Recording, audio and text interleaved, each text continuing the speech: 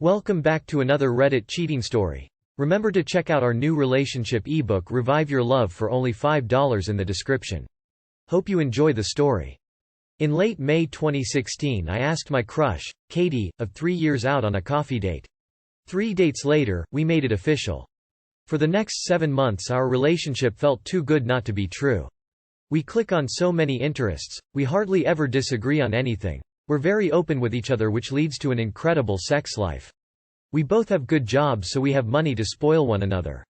Our families are both excited about our relationship. In January 2017, I became a combat engineer in my country's armed forces program. I went through basic training from February to mid-April, and was up until then the hardest thing I've ever done. There were times I thought I wouldn't make it, and the only thing keeping me going was Katie's words of encouragement over text messages and phone calls.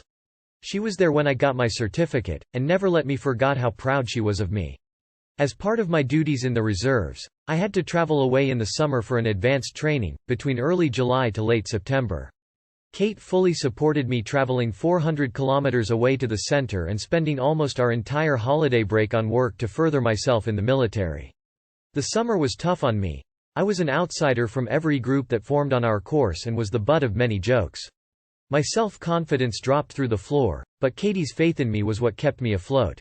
I passed as 5th best on the course, thanks to her. Things between us started getting worse after coming back home. According to her, I wasn't as spontaneous or outgoing as before I left. I was dismissive, taking small jabs and jokes about my personality as personal insults, and preferred staying inside watching movies and having sex instead of going out and doing things. Unbeknownst both of us, I developed some serious social anxiety due to the summer's events, and it began affecting our relationship. 2 years later, we were no longer together. I was extremely upset, before she texted me 3 days later and said she wished to repair things. I did not see her for 3 weeks, but we continued talking daily, gradually repairing things. When we officially reunited, nothing felt the same again. Whenever I spoke with her, it was like I was walking on eggshells, and it only made my anxiety worsen, which in turn hurt us both. Finally, things came to an end at the end of July, after which everything went back to normal. While in school, Katie had met a guy named John. She saw inside John what she used to find in me, and they soon became very close friends. They comforted each other through our breakups and every little time I screwed up afterwards. For the record, I knew about John, but never thought Katie would ever do anything with anyone else. One night after work we had planned for me to stay the night at Kate's place. I arrived to find the two of them chilling out on the living room couch. Kate saying that John had dropped by unexpectedly, and he was just about to leave. After John left, Kate grew cold and distant.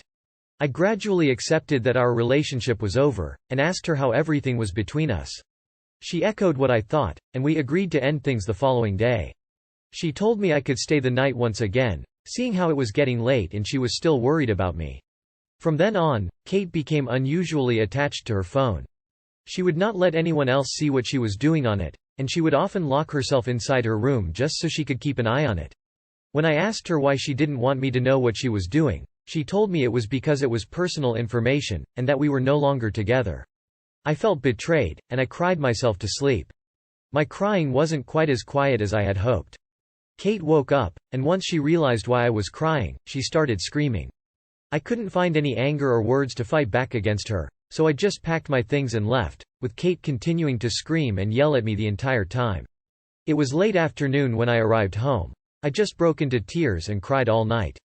I didn't go to work the following day, and spent the rest of the week in bed.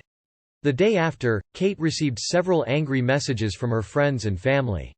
She wanted to save her reputation and denounce anything I might write about her, so she told everyone she knew that I had raped her that night in an effort to get back together with me before our relationship ended. Though what I did was scaring, she didn't want to make a big deal out of it because she didn't wish to make a circus of herself in court. I spent the following few months in fear that she'd tell people I had assaulted her, but nothing ever came of it. 5 months later, Kate messaged me again. She said she was sorry about what happened before, and asked if we could talk. I told her I wasn't interested in talking to her anymore, and blocked her number. Over the next 3 months, she went through a cycle of events as followed. 1. She complained about a current life situation. Usually about John screwing up somehow in their relationship.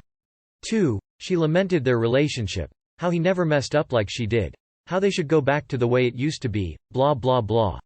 3. She ignored me because John finally pulled himself out of his ass, and did something big romantic.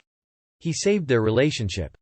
4. She went on a smear campaign against me on social media, employing her friends for assistance. Knowing in full that I would find out, and hoping that I would get angry enough to fight back. 5. It worked. She tried to turn the argument around, and paint me as the villain. Then blocked me for about a month. This happened 3 times, and each time I took screenshots of everything she said.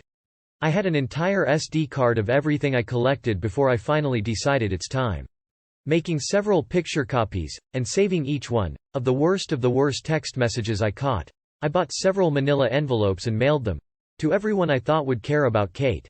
Her parents, grandmothers, extended family she was really close with, best friends and coworkers, teachers, bosses, coworkers, people who worked at the school where she taught, anyone else I could think of. I made sure that any recipient of the envelope knew that the texts were between us, and sent them off to whomever they might reach. Within 3 weeks, I received results. Some of those who previously insulted me and shamed me now apologized for their words, saying they were sorry for what they said and how they treated me. One person even admitted he was wrong for treating me so badly. Another one wrote that he would do whatever it took to make things right between us. I told him that I appreciated his apology, and that I wouldn't take any legal action against him. He then asked me to give him another chance, and we agreed to meet again after a month. Kate sent me some messages as well, with things such as, "How could you betray our trust like that?" or, "You ruined my life, you asshole." I didn't respond. I just read every message that came through with a satisfied smile and then blocked her when she stopped. I never fully found how badly her life was affected by my revenge, but I do know that she dropped off school and no longer has any job. I hope John is worth it. I've been seeing an analyst for 3 months now, and have been making good progress. I cannot begin to express how grateful I am for his help in getting me back on track. Thank you for listening to our story. Make sure to get your free relationship guide in description. Until next time.